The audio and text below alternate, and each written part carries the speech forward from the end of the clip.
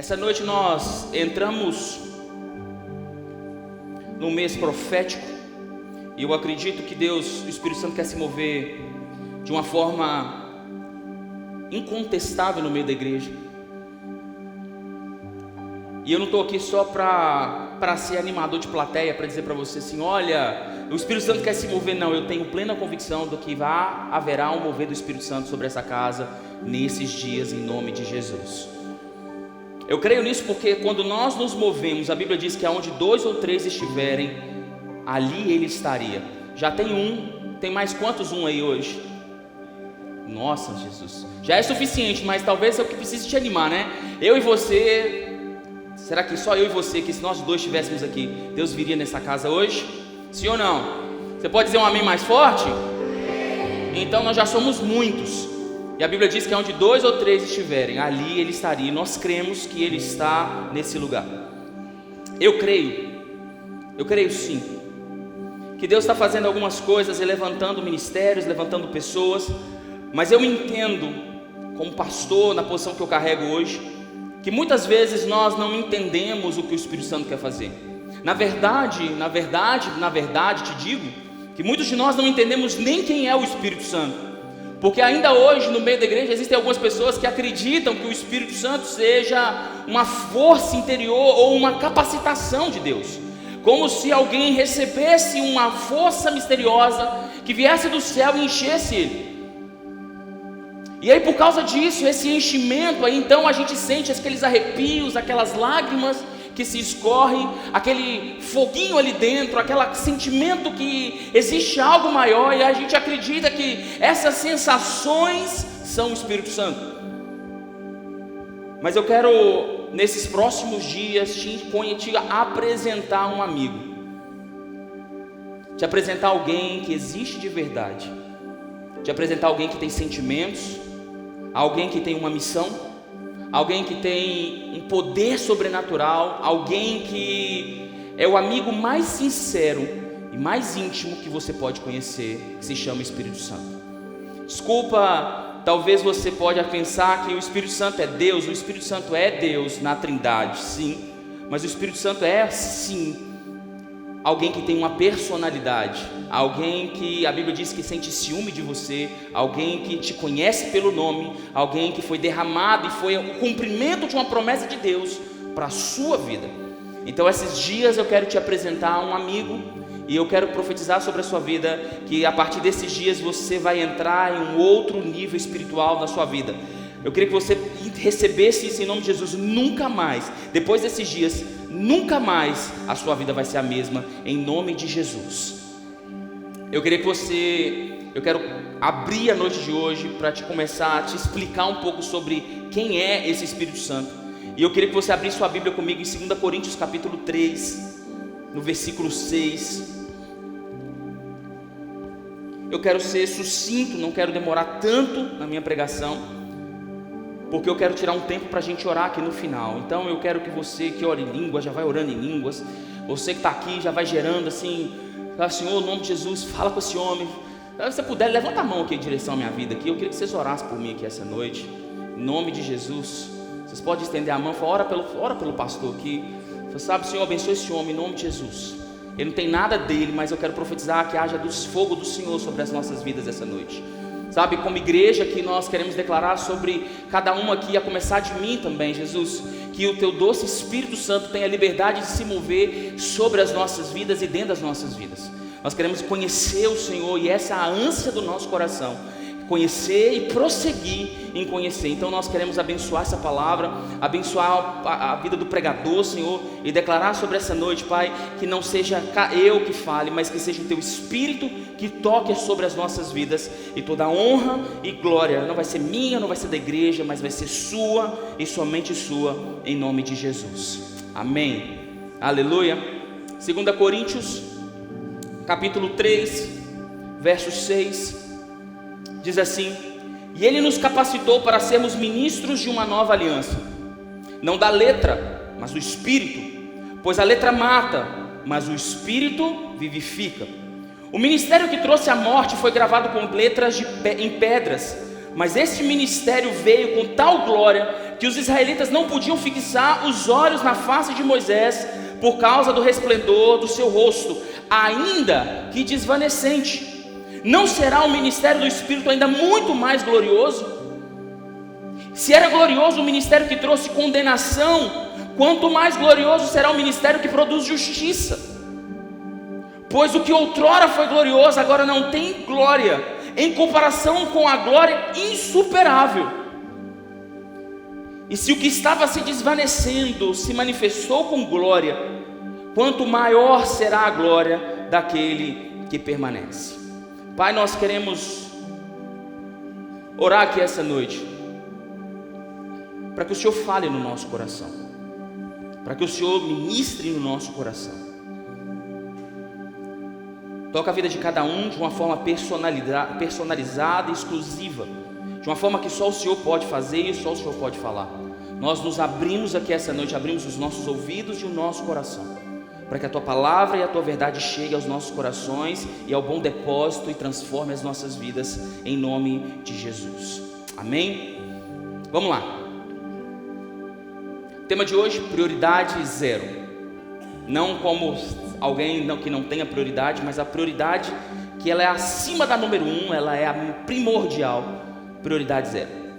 2 Coríntios capítulo 3, aqui que nós lemos, é uma explanação daquilo que Paulo está apresentando como o modelo de nova aliança.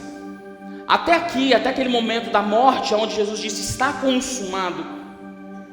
E de fato Jesus expira, e quando ele expira, ele morre. A Bíblia diz que um véu que estava no tabernáculo se rasgou de alto a baixo.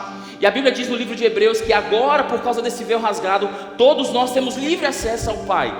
Até aquele momento, todos os homens caminhavam em uma aliança construída no Sinai, aonde as pessoas, elas precisavam oferecer sacrifícios de bois e de carneiros. Ano a ano existia uma obrigatoriedade no meio do povo de Israel em levar um animal de um ano, sem marcas, sem rugas, sem manchas, para apresentar aquele animal como uma oferta de sacrifício ao Senhor, como alguém que buscava o perdão. De ano a ano eles faziam isso, mas a Bíblia diz que quando Jesus veio, tudo isso acabou. E acabou porque a Bíblia diz que Jesus foi chamado o Cordeiro de Deus, que acabou com o pecado. Jesus não veio como um cordeiro para que ele oferecesse como um sacrifício anual, como o povo caminhava. Mas a Bíblia diz no livro de Hebreus que ele se apresentou como o Cordeiro de Deus, que tira o pecado do mundo. E é por causa disso, hoje nós não precisamos sacrificar animais nenhum, porque o Cordeiro de Deus se entregou por mim e por você. E a Bíblia vai chamar essa entrega de um ministério de uma nova aliança, uma aliança agora construída pelo Espírito de Deus sobre todo homem. Até porque o Espírito Santo que foi derramado sobre as nossas vidas é a única pessoa no mundo que tem o poder de tirar pecados. Aquele animal que se apresentava-se de ano a ano, a Bíblia diz que ele não tinha poder de tirar pecado. Não existia possibilidade de apagarmos pecados. Na verdade, quando se apresentava o animal ele tinha o poder de diagnosticar, dizer para você mesmo: olha, você está apresentando esse animal aqui porque você pecou. Mas transformar você, jamais. Porque o único que pode transformar o homem é o próprio Deus. Então vem Deus encarnado na pessoa de Jesus, morre na cruz do Calvário, e a partir desse lugar, desse dia, agora todos nós encontramos salvação e regeneração, ou seja, ser gerado de novo, ser nascido de novo por causa do Espírito. Então essa foi a missão do Filho, ainda que o Filho não tenha acabado a sua missão, porque a Bíblia diz que ele vai voltar, mas na fase 1 do Filho, o Filho recebeu do Pai a missão de vir e morrer e se sacrificar, e ele veio e fez tudo isso. E agora ele inaugurado o ministério do Espírito, Nós precisamos entender quais foram as razões para que isso acontecesse. Entendêssemos novamente qual foi a missão de Jesus, para que a gente possa entender a missão do Espírito Santo. Porque a Bíblia vai dizer que depois de 50 dias após a ressurreição de Jesus, o Espírito Santo desceu em Pentecostes. A gente conhece porque a gente já viu no Google, a gente já viu pregador, a gente já viu um monte de coisa daqueles foguinhos na cabeça das pessoas. E a gente acha que aquele foguinho que foi derramado foi a capacitação de poder. Mas eu quero começar a noite de hoje te fazendo discordar dessa declaração. Porque o intuito nunca foi em si, em suma, derramar poder sobre o homem.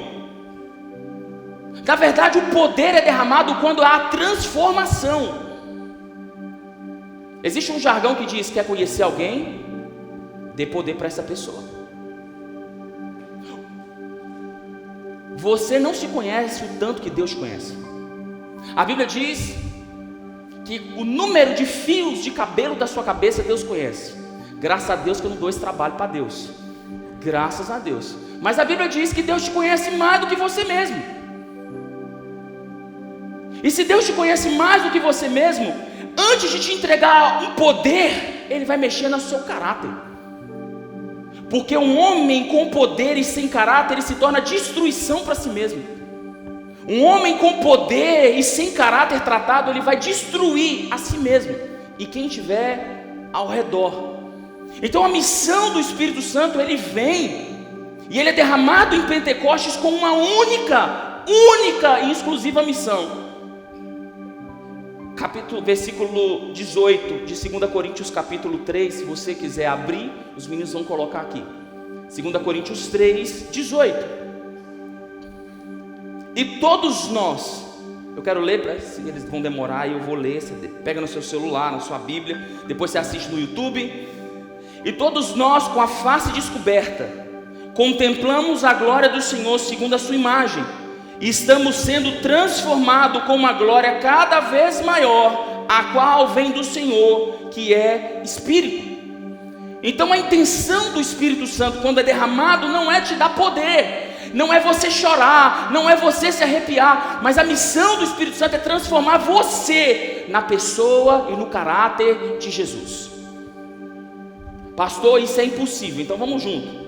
1 Pedro capítulo 2, para isso vocês foram chamados, pois também Cristo sofreu no lugar de vocês, deixando-lhes exemplo para que sigam os seus passos. 1 Coríntios 11, 1, tornem-se meus discípulos, tornem-se meus imitadores como eu sou de Cristo. Filipenses 2, capítulo 5, seja a tua atitude a mesma que Cristo Jesus. Efésios 4, versículo 13, até que todos alcancemos a unidade da fé e do conhecimento do Filho de Deus e cheguemos à maturidade, em outras traduções, varonilidade, atingindo a medida da plenitude que é que Paulo está dizendo? Que a nossa chamada como cristão não é sermos os bambambãs, mas sermos parecidos com o nosso mestre. Então o Espírito Santo é derramado sobre a igreja, para que a igreja possa se parecer com o dono dela, para que as pessoas possam encontrar isso e dizer: pai, eu não consigo, não tem jeito, para mim é impossível. E ele vai dizer: tudo bem, eu sei que para você é impossível, então eu vou derramar alguém sobre você, eu vou te apresentar alguém, e por causa desse alguém na sua vida, eu vou transformar você. Por causa desse alguém na sua vida, por causa da companhia que eu vou colocar do seu lado, eu vou transformar você e você vai ficar parecendo comigo. Como isso pode acontecer? Como que isso pode acontecer? Como Deus viabiliza isso para nós sermos transformados ao caráter de Deus, ao caráter de Cristo? João capítulo 16, verso 8, assim, pega a sua Bíblia, anota. Se você quiser, depois no YouTube você vai conseguir assistir. Mas João capítulo 16, eu não vou me gastar tempo, se bem que os meninos já colocaram, né? A Bíblia diz que quando Ele vier, de quem a Bíblia está falando? De quem Jesus está falando? Quando ele vier do Espírito Santo, ele convencerá o homem, ele convencerá o mundo do pecado, da justiça e do juízo. Ele convencerá o homem do pecado, da justiça e do juízo. Quando o Espírito Santo vier, ele vai transformar você para que, ainda que você tenha um coração de pedra, ele vai tocar no seu coração e derramar arrependimento sobre você. Você crê nisso? Você pode dizer um amém? Ele está dizendo: olha, existe uma responsabilidade sua, assim, de se arrepender. Você tem que olhar no espelho e se arrepender dos seus pecados, sim. Mas eu vou colocar alguém que vai te ajudar a se arrepender. Eu vou colocar alguém que vai te convencer, que ainda que todo mundo te aplauda, vai botar o dedo no seu nariz e dizer: você está errado, se arrepende. Isso é arrependimento. Mas a Bíblia diz: pastor, mas isso é difícil acreditar nesse homem, que esse homem vai fazer isso comigo. A Bíblia diz em 2 Coríntios capítulo 4, verso 13: crie, por isso que eu falei, com este mesmo espírito de fé, nós também cremos e por isso falamos. De quem Paulo está dizendo? Um espírito de fé. Você pode dizer para um irmão que está do seu lado: um espírito de fé. De quem Paulo está dizendo? Sobre quem Paulo está falando? Sobre quem Paulo está falando? Ele está dizendo: se você não tiver fé, eu ainda vou colocar alguém do seu lado. Deus vai colocar alguém do seu lado para que você continue, ou para que você seja despertado para acreditar em mim. Eu não vou só te ajudar a se arrepender, eu vou te ajudar a crer em mim. Talvez você está aqui hoje e você está cético, e você veio de uma história cética, mas esse espírito de fé está aqui nessa casa hoje, está sobre a sua vida. Eu quero profetizar sobre você que esse espírito de fé vai tocar o seu coração aqui hoje, em nome de Jesus. Agora a Bíblia diz também: porque quando nós cremos, nos arrependemos e cremos, nós somos salvos e chamados à conversão, que é a mudança da nossa mente. E a Bíblia diz, João capítulo 3, verso 5: digo-lhes a verdade, que ninguém pode entrar no reino de Deus. Jesus falando: ninguém pode entrar no reino de Deus se não nascer da água e do. Ninguém vai converter, ninguém vai entender o propósito de Deus, ninguém vai conhecer a Deus, ninguém vai conhecer os seus planos, se não tiver o Espírito Santo do lado dele. Então não é só sobre conversão, não é só sobre arrependimento, não é só sobre fé, mas ele está dizendo: eu vou colocar alguém do seu lado, vai haver alguém do nosso lado, que vai caminhar com a gente dizendo: olha, não é por aqui, é por ali, não é por aqui, é por ali, dá licença daqui, muda de lugar, muda de posição, vem cá, deixa eu te falar, aquilo que te falaram não é isso não, o que te falaram, a Bíblia diz é isso, começa a crer nisso, porque a conversão é abrir mão das crenças que eu carreguei até encontrar Jesus. Conversão não é estereótipo de roupa. Tem gente que acredita que um homem cheio do Espírito Santo é quem está de gravata, de terno e gravata. Hoje, graças a Deus, isso mudou muito. Agora as pessoas estão achando que um homem cheio do Espírito Santo é quem usa tênis branco. Se eu chegasse aqui de terno e gravata, às vezes eu: nossa, esse pastor está ficando doido, um calor. Até que hoje está frio, né? Para Valadares está frio. Mas a gente estereotipa alguém cheio do Espírito Santo. Deus está dizendo: não é isso, pelo amor de Deus. Não tem nada a ver com roupa, com vocabulário. Não tem nada a ver com pensamentos, tem a ver com mudanças de crenças. Você vai mudando aquilo que eu acreditava, eu não acredito mais. Agora eu acredito naquilo que a palavra diz. Eu acreditava nisso e agora eu não acredito nisso mais. Agora a palavra diz para eu acreditar nisso.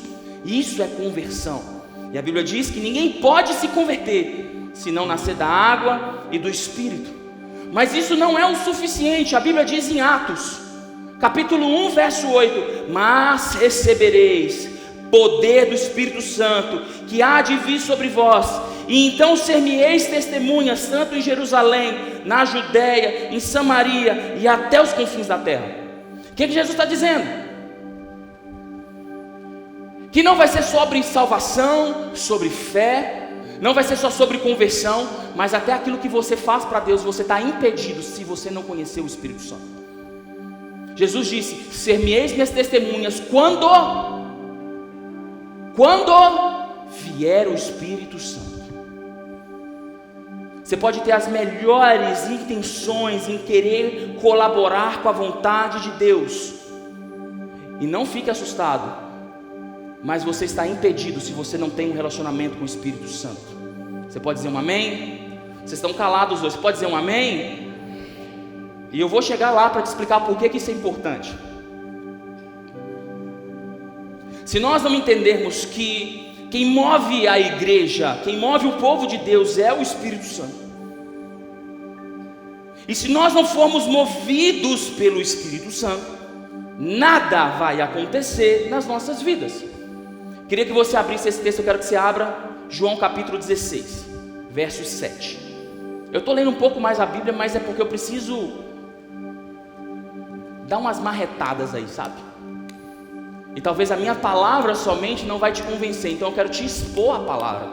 A Bíblia diz, né, que a fé vem pelo ouvir, e ouvir a palavra Deus. Então vamos junto. João capítulo 16, verso 7. 16, 7. João 16, verso 7. Mas eu lhe afirmo que é para o bem de vocês que eu vou. Quem está dizendo isso? Jesus. Jesus dizendo, é bom para vocês que eu vá. Se eu não for o conselheiro de vocês, o conselheiro não virá para vocês, mas se eu for, eu enviarei. E quando ele vier, convencerá o mundo do pecado, da justiça e do juízo. Do pecado porque os homens não creem em mim, da justiça porque eu vou para o Pai e vocês não me verão mais, e do juízo porque o príncipe deste mundo já está condenado. Versículo 12. Eu tenho muito ainda a lhes dizer, mas vocês não podem suportar agora. Mas quando o Espírito da verdade vier, ele vos guiará a toda a verdade. Não falará de si mesmo, falará apenas do que ouvir, e lhes anunciará o que está por vir. Jesus dizendo, vamos junto, presta atenção em mim aqui agora. Jesus, não é Paulo, não é Pedro, não é João, não é Manel, não é o Nego, não é o Márcio. Jesus falando, é bom para vocês que eu vou embora. Aí você para e pensa, peraí, mas Jesus falando para mim que é melhor que ele? Jesus! Você parou para pensar que Jesus está dizendo, é melhor, eu tenho uma companhia melhor do que eu. Tem alguém que é melhor do que eu, que vai fazer mais bem para vocês do que eu. Olha, você parou para pensar nisso? Jesus falando, olha, se eu não for, ele não pode vir. Se eu não for, ele não consegue chegar. Então, para que vocês sejam beneficiados, eu vou. Porque tem coisas que eu quero dizer para vocês, tem coisas que eu queria contar para vocês, mas eu não posso. Mas quando ele vier, ele vai mudar tudo dentro de vocês. Ele vai mudar tudo. E quando ele tocar dentro de vocês, vocês vão poder ouvir coisas que agora vocês não podem ouvir. Quando ele vier, ele vai falar coisas com vocês que eu mesmo, Jesus, não posso falar para vocês. Você já parou para pensar no impacto que é a revelação do Espírito Santo na boca do próprio Jesus? Ele dizendo, ele é uma companhia melhor do que eu, e ele vai poder ensinar coisas que eu não posso ensinar para vocês. Você acha ainda que o Espírito Santo é só aquelas lágrimas, aquela sensação e aqueles arrepios que você sente? O Espírito Santo é alguém muito mais poderoso, sublime, amigável, poderoso nas nossas vidas. Jesus apareceu para poucos homens na história. Depois que ele morreu, ele apareceu para poucos homens na história. A gente ouve relatos hoje de Jesus aparecendo para pessoas. Lugares onde o evangelho não é pregado e não é, a perseguição é altíssima. Eu falo do Oriente Médio. Se você procurar na internet, você vai ver pessoas dizendo, eu vi Jesus. Pessoas que se dizem, Jesus apareceu para mim. Porque o nível de perseguição é tão alto, o nível de crenças e de opressão é tão alto, que o próprio Jesus precisa aparecer para a pessoa. Esses dias agora eu vi um podcast de um ex-satanista. que um dia Jesus apareceu para ele. E ele não consegue contar, ele só consegue chorar. Quando ele fala de Jesus, só consegue chorar. Jesus teve que aparecer para ele, para que houvesse conversão. Mas isso na Bíblia aconteceu. E aconteceu de uma forma categórica na vida de Paulo. Vocês lembram da história de Paulo? Lembram da história de Paulo? Paulo, Saulo de Tarso, o perseguidor da igreja, aquele que deu a última, ou pelo menos as últimas pedradas em Estevão, aquele que corria atrás das pessoas para martirizá-las. A Bíblia diz que um dia ele recebeu uma ordem e foi para Damasco. Ia pelo menos, né? E a Bíblia diz que Jesus apareceu para eles. Jesus apareceu para eles. Quantos aqui querem ver Jesus? Tomara que não seja tão necessário assim, porque ficou cego 3 dias. 3 dias ficou cego. Mas não tinha pregação no mundo. Não tinha pregação no mundo que pudesse converter Saulo. Não tinha homem no mundo que pudesse trazer uma mensagem do céu para Paulo. Nada, era um coração obstinado. Então Jesus teve que agir. E Jesus aparece para Paulo. A Bíblia diz que aquela cena maravilhosa acontece. Jesus aparece e diz: Saulo, Saulo, por que me persegues? Duro é para ti recalcitrar contra os aguilhões. A Bíblia diz que Saulo se levanta, fica cego por 3 dias. E a Bíblia diz que ele fica em jejum, trancado dentro do quarto 3 dias sem comer e sem beber nada, só orando. Nós estamos precisando, não estamos, irmão? Quem está acima do peso, então, Jesus Cristo. Nós estamos precisando. 3 dias sem comer e sem beber. Então Deus levanta um homem, aparece para um homem chamado Ananias e diz assim: Ananias, eu preciso que você vá encontrar um homem. E Ananias prontamente disse: Senhor, estou aqui à disposição. Quem é? Ele diz: é Saulo. Ele falou: tá louco? Tá maluco? Esse homem mata os outros. Foi eu apareci para ele. Foi ninguém não, foi eu. Eu estou garantindo a sua passagem. Pode ir, que ele está lá te esperando. E você tem 2 missões. Você vai falar 2 coisas para ele. Para de novo e pensa: Jesus apareceu para Ananias. Pegou, Jesus apareceu para Ananias e disse: Ananias, vai lá, porque eu estou te mandando. Você vai fazer 2 coisas lá. A Bíblia diz que Ananias foi. Agora eu quero que você abra a sua Bíblia, Atos capítulo 9, verso 17. Ananias se apresenta para Paulo e começa a conversa.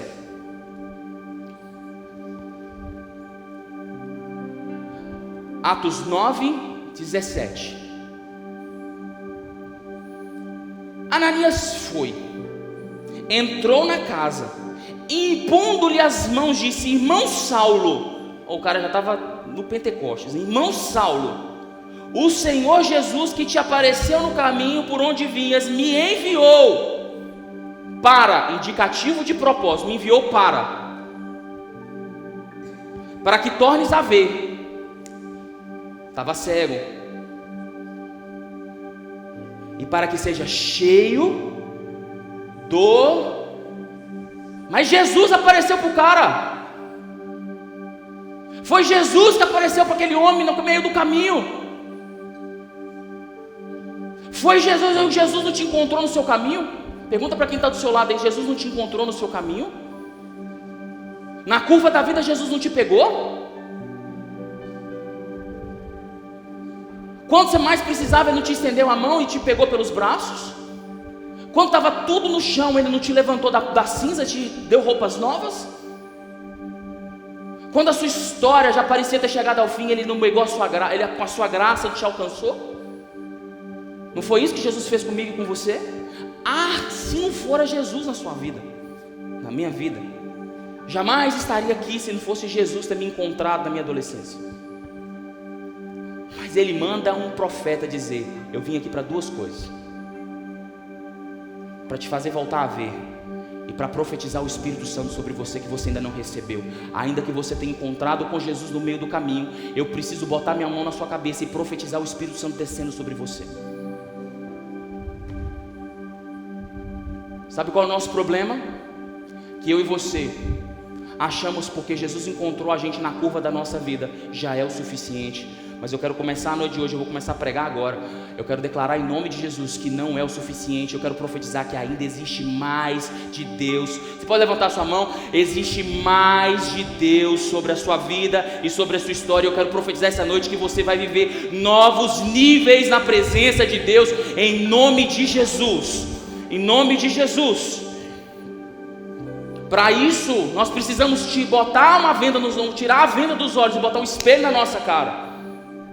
Porque como igreja nós já celebramos Pentecoste um monte de vezes. Você já foi na vigília da tarde da bênção. Você já viu o irmão rodando, o irmão chorando, o irmão correndo, o irmão babando. Você já viu um monte de coisa acontecendo e você ficou escandalizado com essas coisas.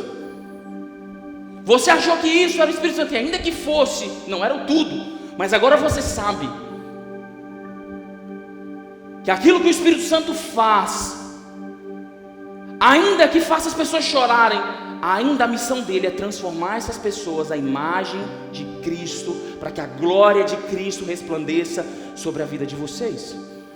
Nada contra chorar, nada contra rolar no chão, nada contra babar no chão, nada contra nada.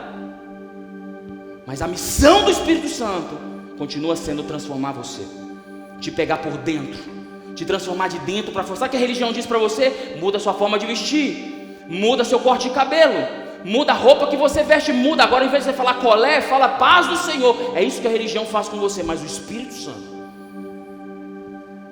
começa a te incomodar de dentro para fora. Chega um dia na sua vida que você olha para sua roupa e fala: cara, essa roupa não está legal. Chega um dia que você começa a falar, e aí você começa a falar, e daqui a pouco você fala assim: cara, o que eu estou falando não está legal. Daqui a pouco você está andando com pessoas que eram sua amicíssima no passado, e de repente você fala: cara, andar com essa galera não está legal.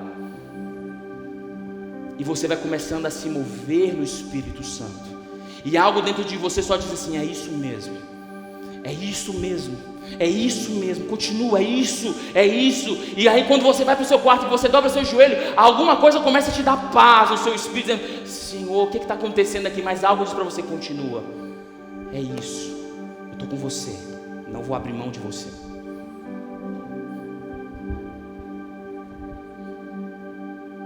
Eu quero falar de alguém que essa noite, que toca você não é de fora para dentro, que não diz para você o que você tem que falar, o que tem que vestir, mas que toca você de dentro para fora e muda você por completo. Eu quero usar um texto essa noite para te falar sobre 3 problemas que nós vivemos como igreja, para que a gente não encontre níveis mais profundos do Espírito Santo. E eu queria que você lesse comigo Lucas capítulo 1, verso 5.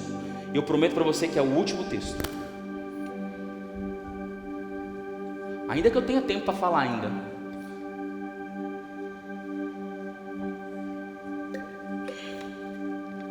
Lucas capítulo 1, verso 5.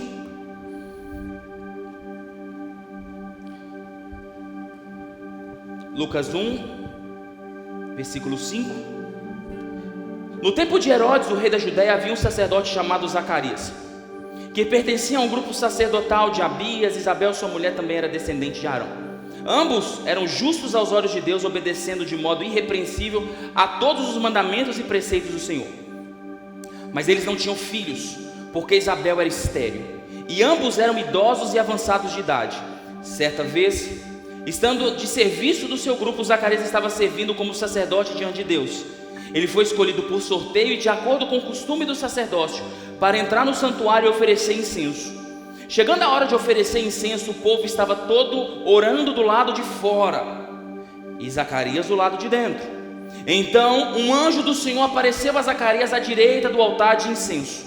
Quando Zacarias o viu, perturbou-se e foi dominado pelo medo. Mas o anjo lhe disse: não tenha medo, Zacarias, sua oração foi ouvida. Isabel, a sua mulher, lhe dará um filho, e você lhe dará o nome de João. Ele será motivo de prazer e de alegria para vocês, e muitos se alegrarão por causa do nascimento dele, pois será grande aos olhos do Senhor. Ele nunca tomará vinho e nem bebida fermentada, e será cheio do Espírito Santo desde antes do seu nascimento. Fará retornar muitos dentre o povo de Israel ao Senhor, o seu Deus. Irá adiante do Senhor no espírito e no poder de Elias, para fazer voltar o coração dos pais aos seus filhos e dos desobedientes à sabedoria dos justos, para deixar o povo preparado para o Senhor. Zacarias perguntou para o anjo: como é que eu posso ter certeza disso? O anjo aparece: você vai ter um filho, vou realizar seu sonho. E o cara olha para você e fala assim: mas será mesmo? Como é que eu vou ter certeza do que você está falando é verdade? Mas vamos lá. Versículo 19. O anjo respondeu: eu sou Gabriel, o que está sempre na presença de Deus. Fui enviado para lhe transmitir essas boas novas. Agora você ficará mudo, não poderá falar até o dia que isso acontecer, porque não acreditou em minhas palavras, que se cumprirão no tempo oportuno. Enquanto isso, o povo esperava por Zacarias, estranhando a sua demora no santuário. E quando saiu, não conseguia falar nada. O povo percebeu então que tiveram uma visão no santuário. Zacarias fazia sinais para eles, mas permanecia mudo. Eu quis trazer a história de Zacarias porque Zacarias experimentou de uma presença sobrenatural. Uma presença sobrenatural chegou na vida de Zacarias. Mas a primeira pergunta de Zacarias não foi quando isso vai acontecer, porque o coração de Zacarias era um coração cético, um coração estéril. E talvez esse seja um dos traços da igreja brasileira para a igreja de hoje, de cristãos hoje que buscam a presença de Deus, sem entender que a presença de Deus não pode vir sem a presença do Espírito Santo. Nos tornamos céticos sobre essa ação sobrenatural. A pergunta de Zacarias foi: como que eu vou ter certeza? Como que eu vou ter certeza que isso é verdade? Zacarias já estava tão machucado de já ser velho, nunca ter filho, que o coração dele já perdeu a esperança que Deus ia atender ele de algum dia. Sabe quando nós perdemos as expectativas que Deus pode nos responder? O problema de desacreditar das promessas é que você deixa de acreditar no próprio Deus que fez as promessas. Nós desacreditamos: isso não é para mim. Então você acha que o Deus que falou não é suficientemente capaz de fazer algo na sua vida. E isso faz com que a igreja se acostume com o ceticismo. E quando vem alguém e diz: olha, pode acontecer, e a sua resposta é: mas já tem tanto tempo isso não aconteceu. A verdade é que nós nos tornamos céticos. Nós deixamos de acreditar que eu e você nos movemos pelo sobrenatural, que aquilo que existe um espírito da verdade que o mundo não pode conhecer, mas que você pode, que o mundo não conhece, mas você conhece. E talvez você está aqui hoje e você não conhece.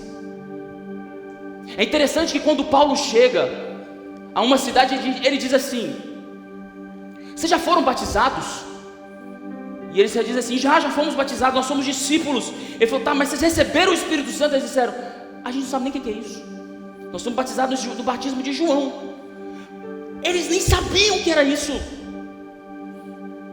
E talvez esse seja você, que chegou aqui hoje sem saber, ou talvez cético, que existe um Espírito Santo que faz cumprir toda a ordem do céu sobre a sua vida, que é aquele que viabiliza os processos de Deus, para que toda a palavra de Deus se cumpra na sua vida. Efésios capítulo 5 diz assim: não vos embriagueis com vinho em que há contenda, mas enchei-vos do Espírito. A palavra encher aqui no grego, ele está numa conotação de gerúndio e infinitivo. A gente não tem como colocar isso no português, mas é como se Paulo estivesse descrevendo enchendo e ser cheio numa mesma palavra. Porque a intenção de Paulo, quando dizia enchei-vos do Espírito, é: se encham do Espírito, mantenham-se cheios do Espírito e fiquem cheios o tempo todo do Espírito. Não é só receber o Espírito Santo, não é só correr a lágrima, mas é ser cheio, manter-se cheio e permanecer cheio o tempo inteiro. Nós nos tornamos religiosos. Nós colocamos o Espírito Santo de Deus numa caixinha. Nós achamos que para o Espírito Santo se mover tem que ser daquele jeito que nós pensamos que deveria ser. Quando tocar, quem já pisou nos Santos dos Santos, então eu vou levantar a mão. Ah, Jesus, a luz vai ser vermelha. Ah, Jesus, e o Igor vai fazer um solo da guitarra. Então o Senhor vai falar comigo. Nós nos tornamos religiosos. Nós achamos que o Espírito Santo tem um molde para fazer. Aonde foi que você já viu que o Criador é dominado pela criatura? Aonde foi que você imaginou que o Espírito Santo vai falar com você do jeito que você acha que tem que ser falado? O Espírito Santo já está falando aqui essa noite, desde quando você botou o pé aqui nessa igreja. Desde quando? A grande verdade é que a religiosidade mata e apaga o Espírito Santo na vida da gente. E o Espírito Santo é a prioridade zero. Quando Paulo chega na cidade onde estava Apolo, ele diz: vocês já foram batizados no Espírito? Eles chegaram e disseram: eu sou discípulo, eu já fui batizado no batismo de João. Eles disseram: mas vocês já conhecem o Espírito Santo? Eles disseram: não, eu não sei nem o que é isso. Então Paulo diz: para tudo. Para tudo. Porque isso é o mais importante. Paulo para o culto para dizer: vocês precisam ser batizados no Espírito Santo. O que nós não entendemos é como isso ainda não é uma verdade na nossa vida. A Bíblia diz que Paulo ia viajando de cidade em cidade pregando o Evangelho. Presta atenção no que eu vou te dizer. Paulo vinha pregando com João Marcos, vinha pregando com Barnabé, com Silas, e a Bíblia diz que ele vinha pregando, e levantava-se igrejas na cidade, mas a igreja não tinha pastor, não.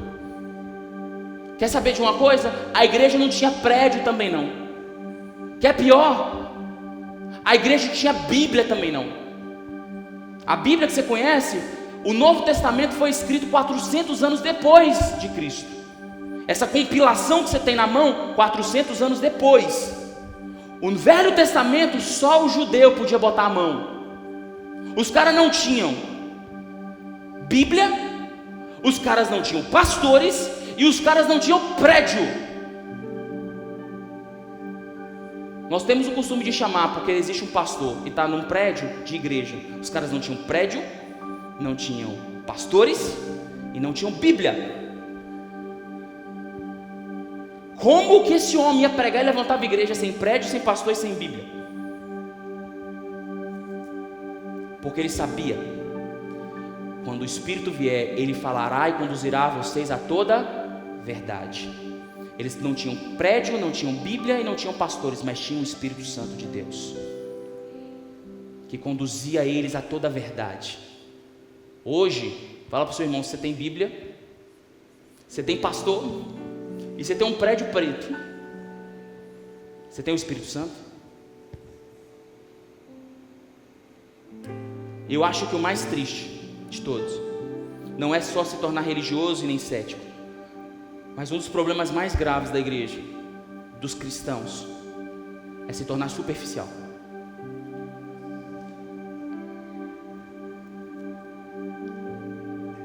Zacarias passou uma vida tentando ter filhos, mas os traumas roubaram a fé de Zacarias.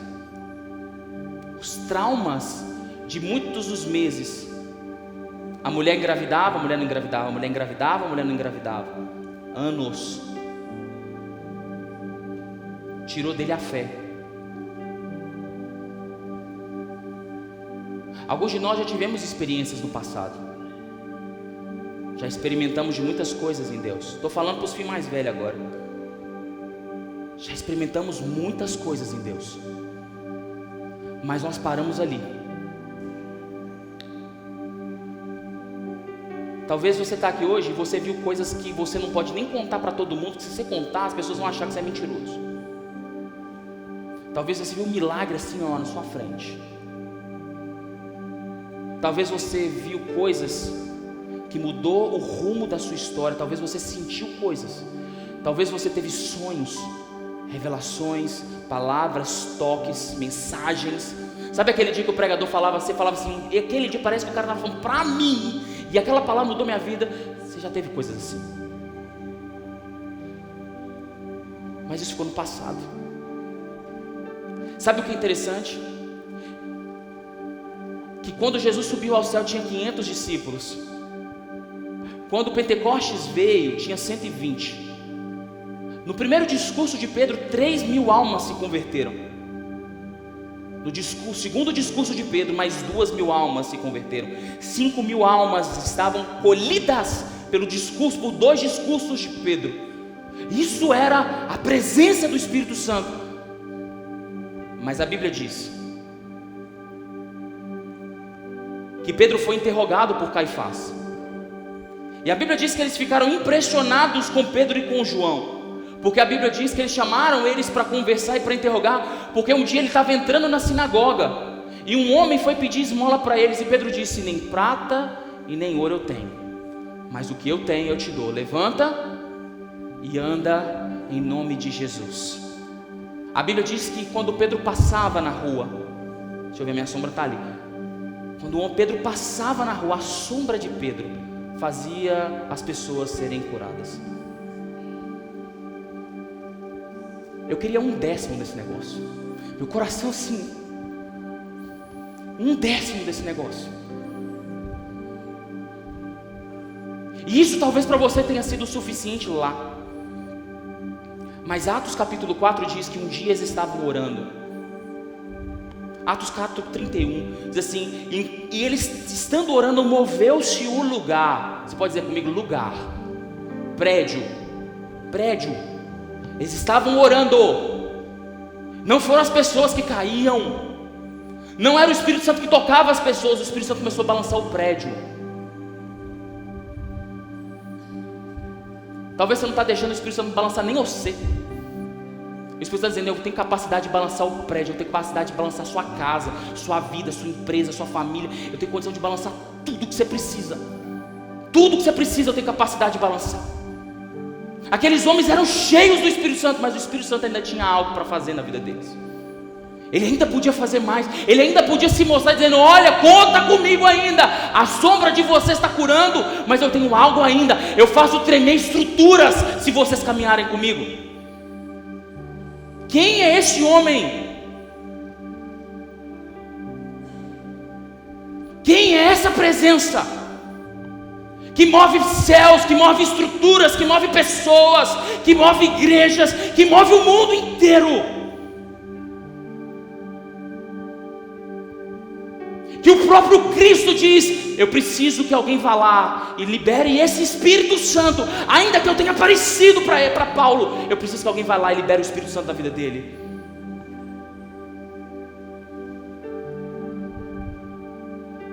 Talvez você tenha tido experiências, mas as suas experiências pararam no passado. Eu quero dizer, e eu quero profetizar essa noite: Deus quer balançar suas estruturas novamente. O Espírito Santo quer balançar sua crença novamente. O Espírito Santo quer pegar sua fé e te jogar lá para cima e dizer: olha, ainda tem água nova para você beber. Ainda tem coisas novas para você viver. Tá, você já viveu até aqui? Já, mas eu ainda tenho mais. E talvez você está aqui, você é um religioso, o Senhor falou comigo, eu esperei, eu me arrumei, e o Senhor não falou. O Espírito Santo está dizendo: eu falo do jeito que eu quiser, através de quem eu quiser, da forma com que eu quiser. O importante é você aprender a me ouvir, porque eu estou falando. Talvez você está aqui e você nem sabia que esse cara existia. Você nem sabia que era possível encontrar uma pessoa que pode te levar ao lugar tão sonhado, que é parecer com o seu Criador. Talvez você está aqui há muitos anos lutando contra pecados. Sabe, eu conheço pessoas que estão lutando contra pecados, ó.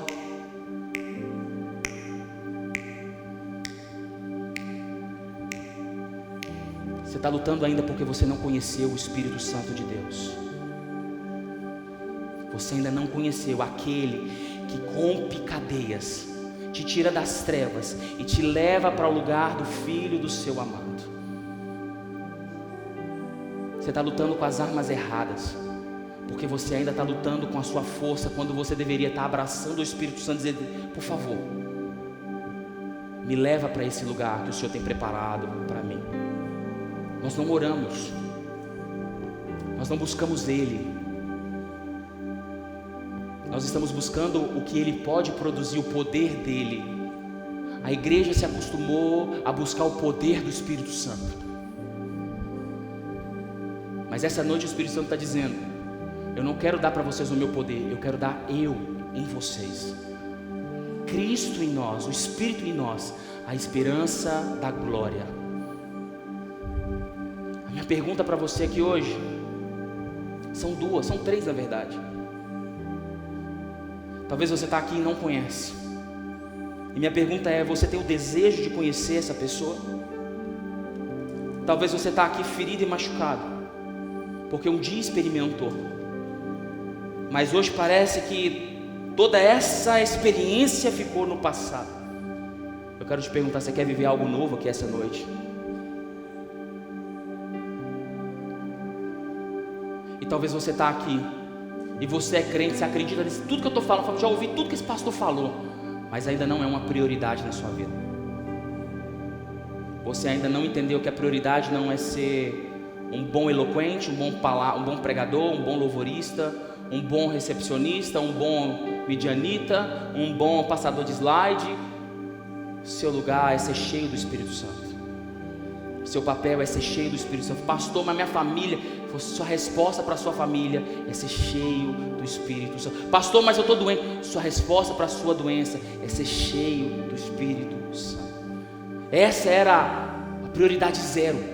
A Bíblia diz que quando a galera de Tessalônica começou a converter, de Jerusalém saíram 3 homens: Pedro, João e Tiago.